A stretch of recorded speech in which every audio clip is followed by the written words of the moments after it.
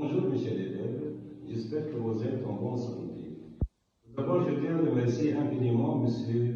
Marouk Al-Sattar, inspecteur de sciences physiques, pour cette idée de créer cette page sur Internet destinée aux élèves de baccalauréat.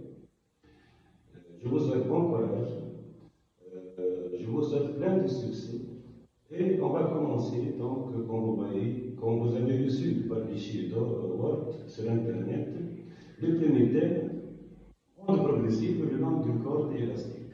Bon, je pense que vous avez essayé dans cet exercice. Et on va essayer aujourd'hui de corriger rapidement ce premier thème d'exercice concernant onde progressive le long d'une corde. Alors, on commence avec l'exercice. On considère une corde élastique tendue horizontalement. Son extrémité S est reliée à une lame attachée à un électroaimant qui peut vibrer perpendiculairement à la direction de la corde. L'autre extrémité est reliée à un support fixe à travers une pelote de coton, voire du figure. L'amortissement de l'onde le long de la corde est supposé négligeable. Alors, la description de la figure numéro 1, il s'agit de deux supports fixes. Un premier support fixe relié à l'électroaimant qui maintient la lame vibrante attachée à la corde tendue horizontalement pour laquelle la corde traverse la pelote de coton dont on va donner l'ordre. Alors, première question. Dans une première expérience du vibreur et au repos, on crée un ébranlement d'amplitude A qui commence à l'instant de date t égale à 0. Sur date de 2 sont donnés deux aspects de la corde aux instants T1 et T2, tels que delta t égale à T2 moins T1 égale à 2 10 moins 2 secondes. Alors, si on regarde les deux aspects, ici, on a écrit manuellement, lorsque le vibreur est au repos, on a écrit manuellement un ébranlement qui se propage le long de la corde. On a créé un seul ébranlement, manuellement. Alors, le premier aspect donne l'abscisse du premier point M, l'abscisse xm égale 20 cm.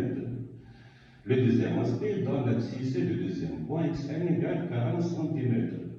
Les deux aspects sont réalisés aux deux instants T1 et T2, tels que delta t égale à T2 moins T1 égale à 2 10 moins 2 secondes. Alors, la question, calculer la célérité V de l'ébranlement. Alors, tout d'abord, il faut représenter xm et xn. Alors, xm, c'est la distance parcourue par l'ébranlement à l'instant T1. xn, la distance parcourue par l'ébranlement à l'instant T2. Comment je peux écrire xm? Alors, première question. xn, la distance parcourue par l'ébranlement à l'instant T1, c'est écrit V fois T1. V fois T1. xn, le deuxième point, V fois T2. On n'a pas donné T1 et T2, mais on a donné la différence, c'est T2 moins T1. Donc, comme si on a un système à deux équations, si on fait la différence, xn moins xm, vu que xn est supérieur à xm, donc xm moins xm, qu'on peut noter ça delta x égale à v, facteur de T2 moins T1, qui est appelé déjà delta t. T2 moins T1 égale delta t. Alors v, tout simplement, s'écrit v égale delta x sur delta t. Voilà la célérité, l'expression de v. Application numérique, donc on a comme donné delta x représente la différence xn moins xm. xn égale à 40 cm, xm égale à 20 cm, donc delta x, ça fait 40 moins 20, ça fait 20 cm, égale à 20 plus moins 2 mètres. Ce qui nous donne tout simplement la célérité V égale le rapport 20 10 puissance moins 2 sur delta t qui a été donné 2 10 moins 2. Alors, on peut simplifier par 10 moins 2, 10 moins 2. La structure nous donne V égale 10 mètres seconde moins 1. Voilà la célérité de propagation de l'ébranlement le long de la corde. On peut passer à la question 2. La question 2 Dans une deuxième expérience, le vibreur est en marche. S est maintenant animé d'un mouvement rectiligne sinusoïdal d'amplitude A, de fréquence n, et de l'angulation instantanée YS de t égale A sinus oméga t plus phi de S. Expérimentomètre avec t en secondes. Le mouvement de S débute à t égale 0 secondes. Sur la figure numéro 3 est donné le diagramme du mouvement de point source S. Voilà la figure numéro 3 qui donne le diagramme de mouvement de la source S qui débute à l'instant de date t égale 0. Petit a définir une onde progressive. Donc la question numéro 2, petit a, définition d'une onde progressive. Qu'est-ce qu'une onde progressive? Onde progressive. Alors, la définition d'une onde progressive. La différence entre la première question et la deuxième question. La première question, on a donné un seul ébranlement. L'ébranlement, c'est une déformation rapide imposée à un métier élastique qui est dans notre cas la corde. Une onde, la définition d'une onde. Une onde résulte de la propagation d'une succession de plusieurs ébranlements. Onde progressive. L'onde se progresse toujours dans un milieu supposé ouvert, c'est-à-dire illimité. Alors, on appelle onde progressive, c'est tout phénomène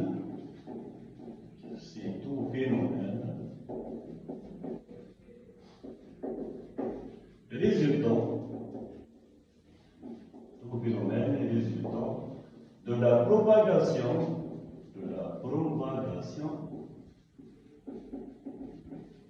d'une succession d'ébranlements. Ça, c'est la définition d'une onde. Alors, progressive, c'est-à-dire succession d'ébranlements dans un milieu ouvert. C'est-à-dire illimité. Bien sûr, dans un milieu supposé ouvert. Voilà la définition d'une onde progressive. Et on peut passer maintenant à la question petit b. Préciser en justifiant s'il s'agit d'une onde transversale ou longitudinale. Alors, quelle est la différence entre les deux, onde transversale et onde longitudinale? Alors, on demande de définir, de donner la nature de l'ébranlement. À travers une corde, que se passe-t-il à travers une corde? Alors, si on prend le premier point, qui est le point source, auquel on a créé l'ébranlement, au point source.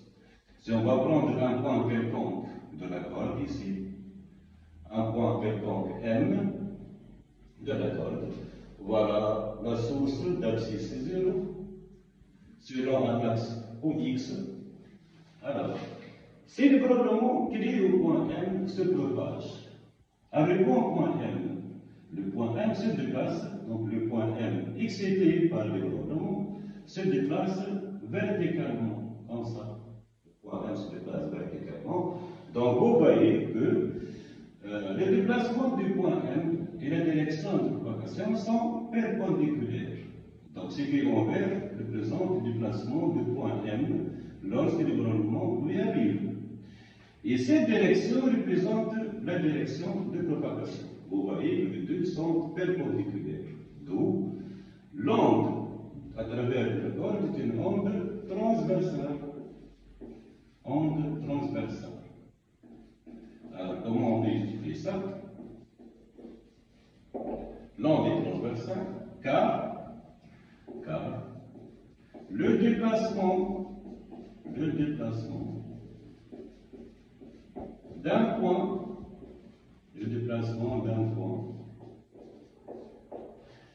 perturbé ou bien excité par l'ébranlement,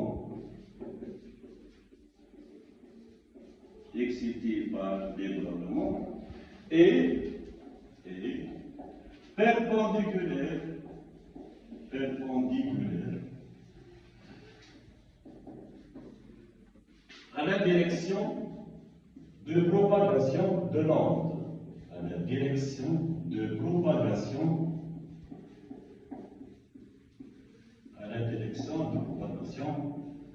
de l'onde. Bien, alors on peut passer à la question suivante.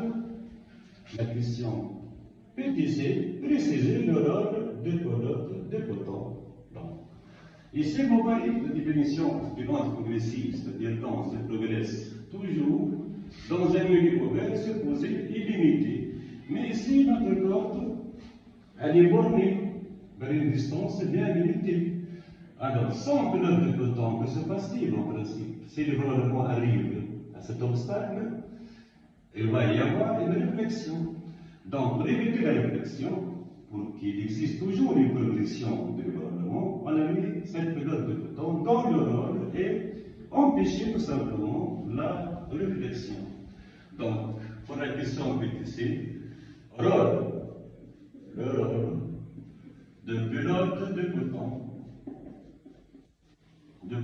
est tout simplement éviter le phénomène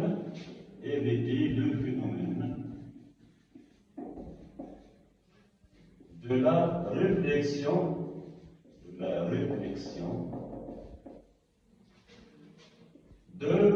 l'ébranlement.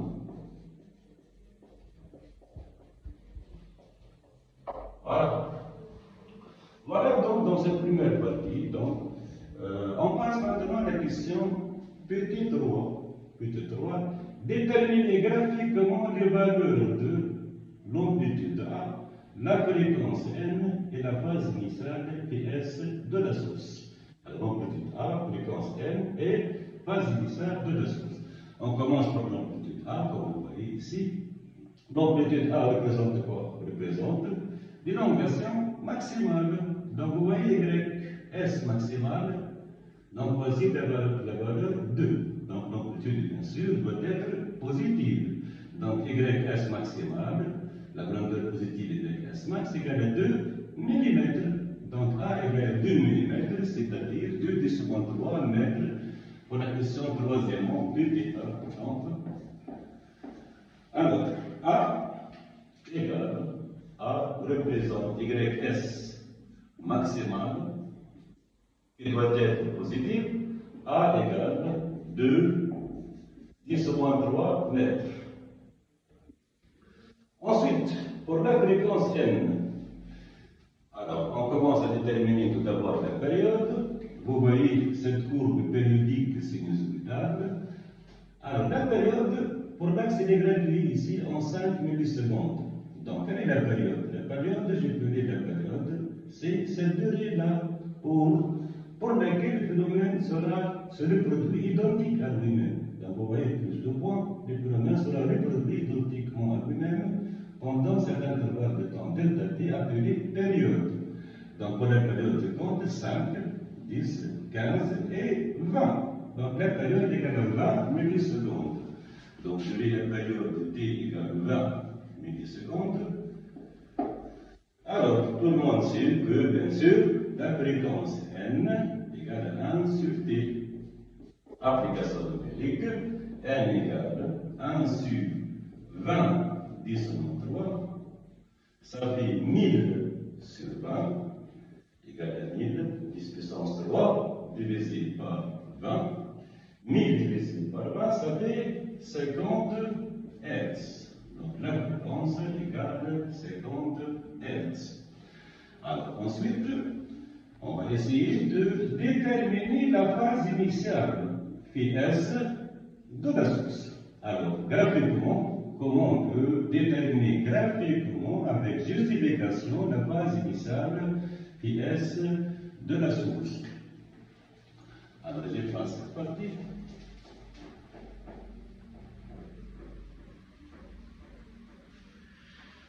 Alors, faites attention ici.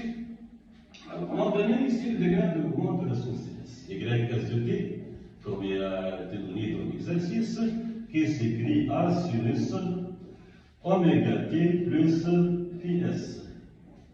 À t égale à 0, à t égale à 0 secondes. Alors, ys de 0, ys de 0 égale à A sinus phi de s. À quoi égale ys de 0? À l'instant t égale à 0, ys se trouve nul, donc égale 0. ys de 0 égale à 0. A est différent de 0, donc sinus phi de s égale à 0. Deux valeurs possibles du phi de s. Phi de s de prendre les valeurs 0 ou bien pi. Donc, pour dégager et pour chercher la valeur 0 ou pi, il suffit de faire la dérivée de ys par rapport au temps, bien sûr, pour t égale à 0. Alors, la dérivée, vous voyez ici que la courbe est décroissante à l'instant t égale à 0. Donc, ys est décroissante à l'instant de temps t égale à 0. Donc, la dérivée de ys par rapport au temps doit être égale, donc doit être négative. La dérivée par rapport au temps de ys de t nous donne, on peut faire sortir oméga, ça donne A oméga cosinus oméga t plus phi de s, mais t égale à 0, il reste cosinus phi de s. Comme on a expliqué, donc cette dérivée doit être négative. A différent de 0, oméga différent de 0, A positif, oméga est positif, donc nous donne cosinus phi de s négative. Cosinus phi de s négative. Et sinus phi de s égale à 0.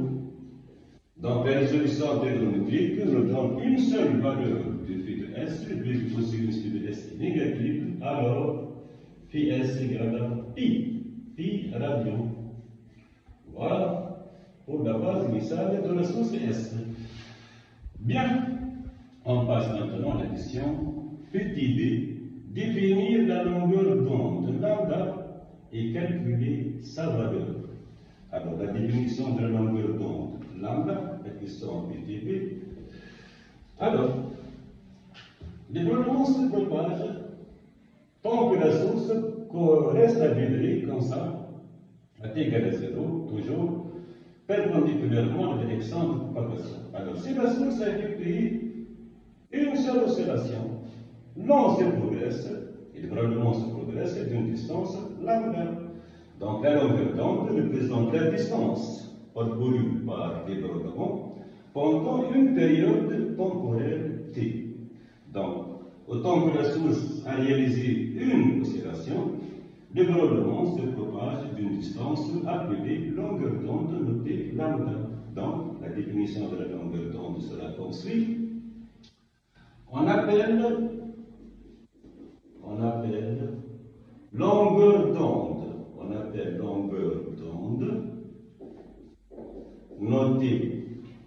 lambda,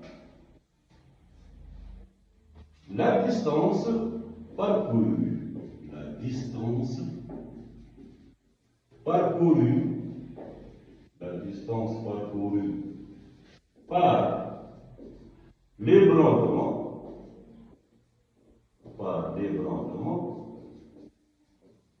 l'ébranlement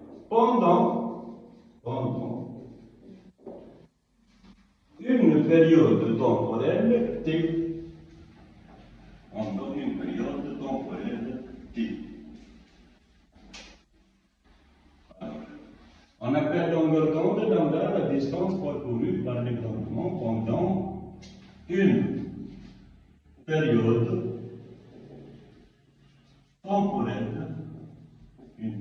temporelle t. Voilà la période de vibration de la lampe vibrante. Et la longueur d'onde aussi on peut l'appeler période spatiale. Bien. Alors on passe maintenant à la question petit 4. Mais avant de faire la question petit 4, pardon, la valeur de la longueur d'onde. Donc on a demandé de définir et calculer sa valeur. Alors lambda c'est quoi donc? Lambda, tout le monde sait que la longueur d'onde lambda a la relation suivante. Lambda égale V fois T. Lambda égale V fois T représente la distance parcourue par l'ébranlement pendant une période T. En fonction de la fréquence, le petit égale 1 sur n, donc ça nous donne V sur n.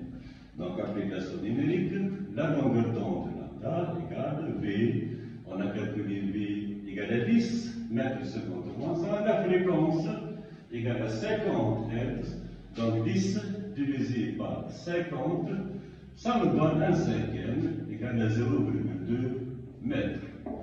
On peut tourner en centimètres, 0,2 mètres nous donne 20 centimètres. Voilà la valeur de la longueur d'onde lambda égale 20 centimètres. Alors, on peut passer maintenant à la question suivante, petit 4. On considère deux points A et B, d'abscisse respective XA et XB. Les points A et B débutent leur mouvement avec les retards respectifs θA égale 1,5 10 moins 2 secondes, θB égale 3 10 moins 2 secondes. Déterminer les abscisses XA et XB, les valeurs des abscisses XA et XB. Quatrièmement, le θ. Voilà donc un schéma simple, explicatif. Le premier point de la corde représente la source S. Voilà la source S. Voilà toute la corde. Ça, c'est le premier point qu'on a noté le point A. Le deuxième point, c'est le point B. On a écrit le chronomètre à la source S. Donc, le point A et le point B. Chaque point attend le développement qui lui arrive après un certain retard θ. Donc, c'est quoi ici θA? θA. Alors, θA, c'est le temps mis par le développement pour arriver de la source vers le point A. On peut noter aussi θB. θB, c'est la durée de temps. θB, la durée de temps pour laquelle le développement arrive de la source vers le point B. Alors, le point A possède l'abscisse XA. Et le point B possède l'abscisse XB. Bien. Alors, on vous demande de calculer dans la question petit θ, XA et XB. Alors, tout simplement, comment je peux noter et écrire XA? XA égale V fois θA. XB égale V fois θB. Application numérique, on a θA, θB, la simplicité, donc on peut calculer facilement XA égale V égale à 10 mètres seconde moins 1 multiplié par θA égale 1,5 10 moins 2. 1,5 10 moins 2. De la même façon, l'abscisse XB du point B égale à 10 fois θB qui a été donné 3 10 moins 2 multiplié par 3 10 moins 2. Alors le calcul nous donne 1,5 10 moins 2 fois 10, ça fait 1,5 10 moins 1, c'est-à-dire 0,15 mètres. En centimètre égale à 15 centimètres. 3 10 moins 2 fois 10, ça fait 3 10 moins 1, c'est-à-dire 0,3 mètres. En centimètre égale 30 centimètres. Bien. Voilà donc les deux abscisses de chaque point A et B, pour lesquels je peux y écrire leur valeur numérique. Donc, XA égale 15 cm et XB égale 30 cm. Bien. Question suivante. Petit b, comparer les états vibratoires de chacun des points A et B par rapport à la source. Et là, on peut rappeler un peu dans la notion de déphasage d'un point M par rapport à la source. Donc, un petit rappel pour le déphasage d'un point M par rapport à la source. Donc, voilà la corde. Voilà le premier point qui donne naissance à l'événement, qui est la source S. Si on prend un point M quelconque, selon un repère unidimensionnel OX, alors le point M quelconque possède l'axis X quelconque différent de 0, et ici XS égale à 0. Alors, le déphasage d'un point M par rapport à la source, un petit rappel. Il y a 4 déphasages particuliers. on peut donner ce dépassage sous forme d'un tableau. Alors, dans ce tableau, donc, figurent ces 4 dépassages particuliers. On peut donner ce tableau.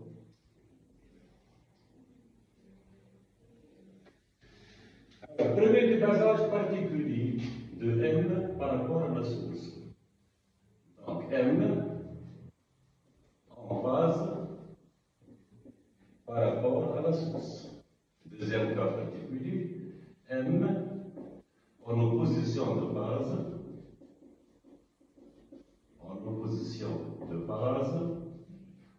par rapport à la source. Troisième cas particulier, M en quadrature avance par rapport à la source. Et finalement, le quatrième dépassage particulier, M en quadrature,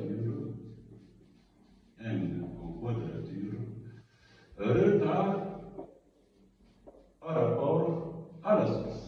Alors, le premier dépassage particulier, la condition pour que M soit en phase avec la source, suffit cette condition, l'abscisse xn, x égale k fois lambda, avec k égale entier. Deuxième cas particulier, M repoussant de par rapport à la source, l'abscisse du point M est telle que x égale k plus 1 demi lambda. Ça, c'est un multiple entier de lambda. Ça, c'est un demi-entier de lambda.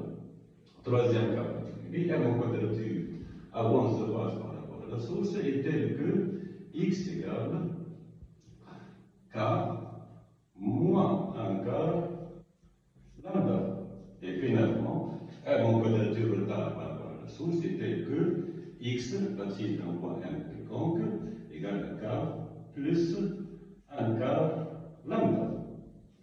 Voilà, après je te rappelle, on revient à la question, notre question dans l'exercice, c'est la question PTB, comparer les états vibratoires de chacun des points A et B par rapport à la source. Alors, regardons le premier point, l'abscisse XA égale 15 cm, le deuxième point d'abscisse XB égale 30 cm, et cherchons parmi les cas particuliers le dépassage de chacun de ces points A et B par rapport à la source. Alors, commençons par le point A.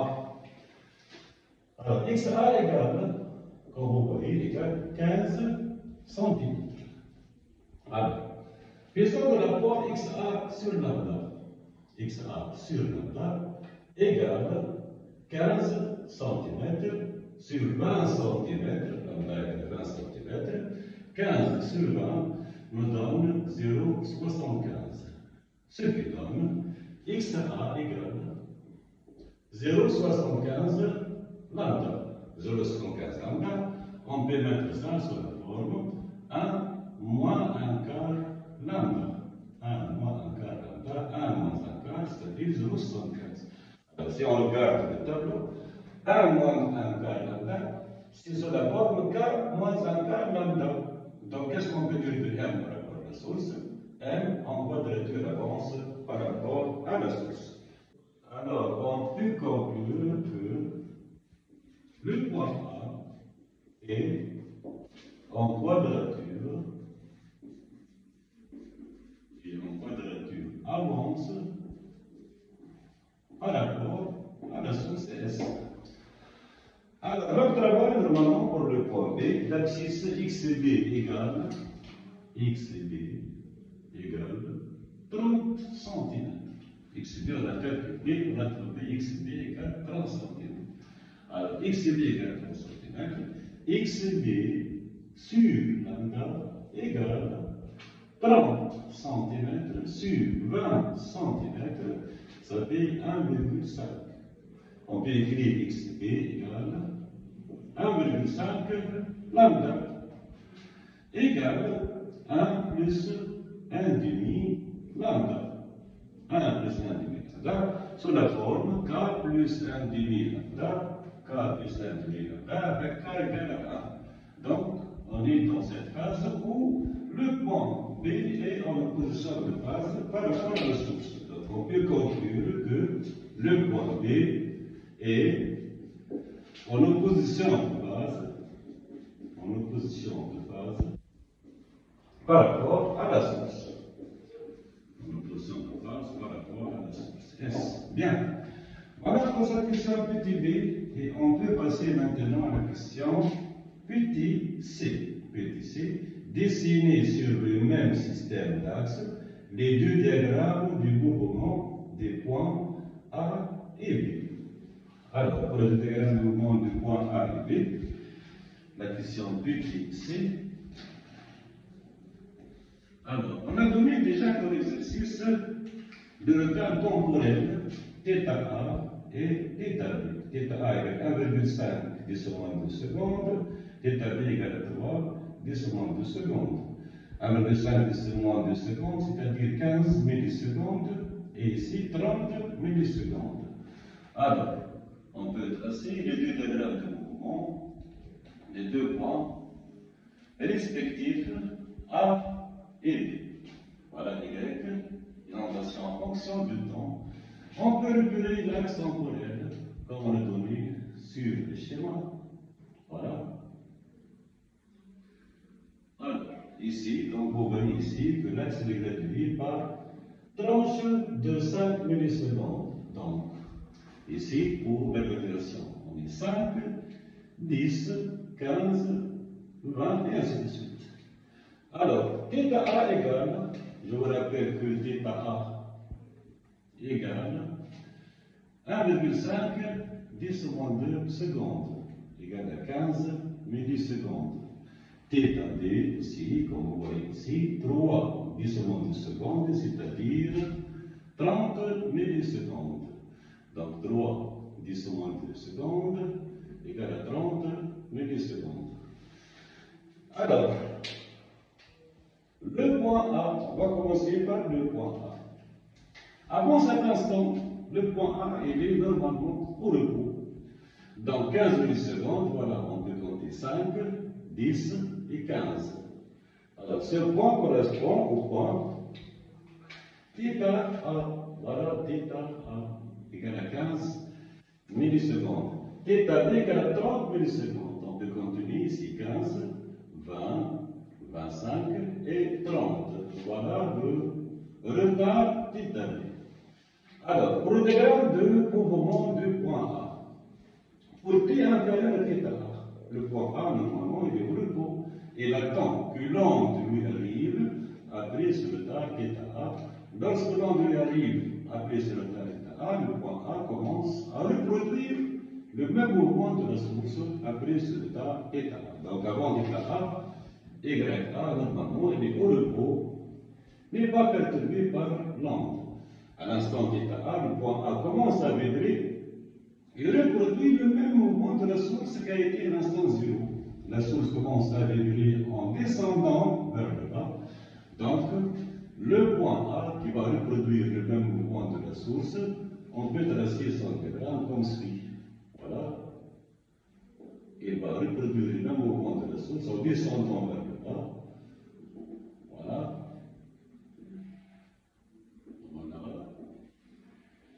C'est un mouvement sinusoïdal qui représente la sinusoïde temporelle du point A. Alors, pour le point B, le point B qui commence son mouvement à l'instant θ B. Avant θ B, il est nul. Et à θ B, il va reproduire le même mouvement de la source, c'est-à-dire il va descendre vers le bas. Comme c'est le cas de la source à l'instant t égale à 0. Voilà. Voilà. Et voilà. Voilà. Ce qui est en vert représente YB de t, ce qui est en bleu, YA de t. Petite remarque, si on va reproduire le mouvement, le diagramme du mouvement de la source, qui commence à t égale à 0. La source commence au mouvement comme ça. Voilà. Je reproduis le même mouvement de la source qui a été dessiné dans l'exercice. Et vous allez remarquer une chose. Voilà. Et voilà, j'ai rien fait ici, j'ai reproduit le diagramme de mouvement de la source. Alors, je remarque que la courbe en bleu qui représente le diagramme de mouvement du point A, si on compare A avec la source, je commence que A est en avance de phase par rapport à la source. Vous voyez que la courbe en bleu est avancée sur la courbe de la source. C'est-à-dire en quadrature de phase. En quadrature de phase, lorsque l'une est maximale, l'autre est nulle. Pour la courbe en vert que représente le diagramme de mouvement du point B, regardez par rapport à la source. Lorsque la source est vers sa position maximale, le point B vers sa position minimale. Et réciproquement, lorsque la source est dans sa position minimale, alors le point B est dans sa position maximale. Donc les deux sont, comme on a signalé avant, sont en position de phase. Alors, on passe à la question suivante. C'est la question 5. Normalement, la dernière question. Cinquièmement, petit A, déterminer le nombre et les abscisses des points de la corde qui vivent à l'instant T1 avec 4 secondes de seconde en quadrature retard de phase par rapport à la source. À cet instant T1, donc cinquième question, à l'instant T1 égale 4 secondes de seconde. T1 égale à 4 secondes de seconde. Normalement, l'onde a parcouru une plage de frontière XF, de frontière XF1. Donc XF1 représente la distance parcourue par l'onde à cet instant T1 égale à 4 secondes de seconde. Alors XF1, la distance parcourue par l'onde, s'écrit tout simplement V fois T1.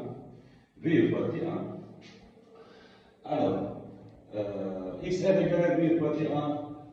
Lambda, on peut calculer directement cette valeur, si vous voulez, et en fonction de lambda, on peut comparer avec lambda. Alors, V égale 10 mètres seconde moins 1. T1 égale à 4, 10 moins 2 secondes. 10 fois 4, 10 moins 2 me donne 0,4 mètres. 0,4 mètres qui est égal à 40 cm. On peut exprimer en fonction de lambda égale 2 lambda. Donc, lambda parcouru une distance égale à 2 lambda à l'instant T1 égale à 4, 10 moins 2 secondes. Alors, quels sont les points, le nombre et position des points en quadrature de phase par rapport à la source? La condition pour que le point M en quadrature de phase par rapport à la source, comme il est indiqué sur le tableau précédent, alors en quadrature retard, on a dit par rapport à la source, donc on est dans ce cas, en quadrature retard par rapport à la source. X égale à K plus 1 quart lambda. XM égale à K plus 1 quart lambda.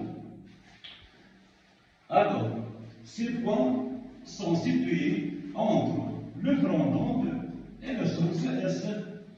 Donc, l'abscisse XM, on peut encadrer ça entre deux valeurs limites qui sont XS égale à 0 et l'abscisse de front d'onde de XM égale 2 lambda. Je remplace X1 par K plus 1 quart lambda, on aura K plus 1 quart lambda compris entre 0 et 2 lambda.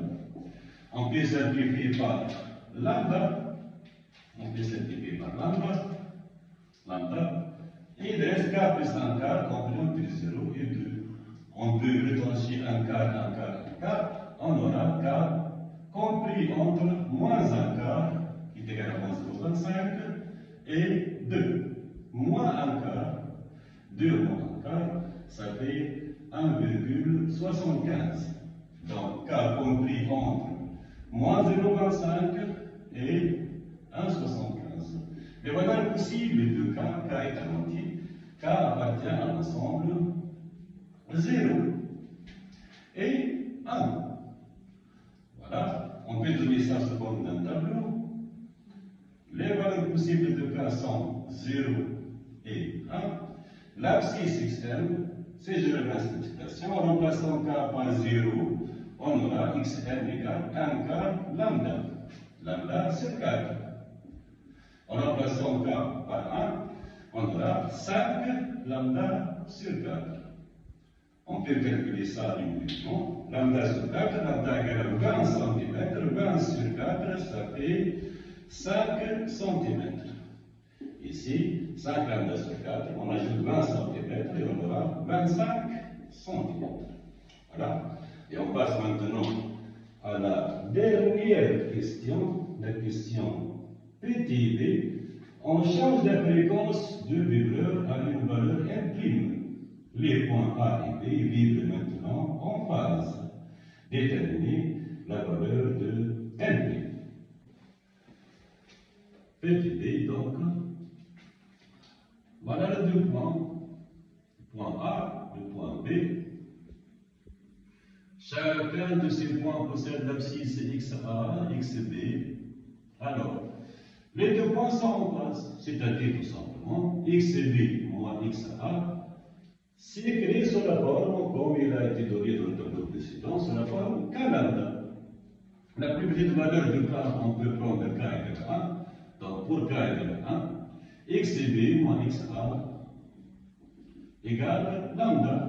Lambda égale à V fois T, T dans la période, égale à V sur N. Mais on a changé N à N' et T à T'. N' égale tout simplement, N' égale V sur XB moins XA. Voilà la fréquence N', la nouvelle fréquence. Application numérique, L' égale la célérité V égale à 10, XB moins XA égale 30 moins 15, 10 moins 2. N' égale, alors ça fait 1000 divisé par 15, ça fait 66,6 Hz. Voilà, normalement, pour ce premier exercice de démarrage concernant le thème onde progressive à travers une corde élastique. Merci pour votre attention et n'oubliez pas, bien sûr, le fameux conseil, restez chez vous pour vous protéger et protéger vos proches. Merci et à bientôt.